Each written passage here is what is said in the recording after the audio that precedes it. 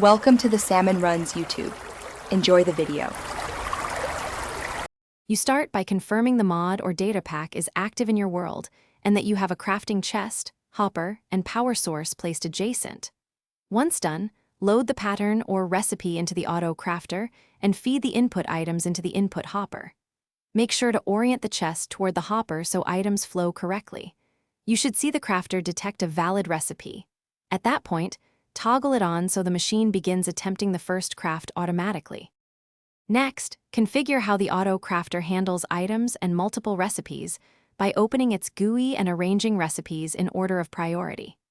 You'll want to attach buffer chests and filtered hoppers to keep excess outputs from blocking inputs, and route redstone or comparators to control when crafting runs. This prevents accidental waste. Once you wire conditional signals, test a single cycle to confirm items move correctly through filters and buffers. If you plan many recipes, group similar inputs together to simplify extraction and restocking.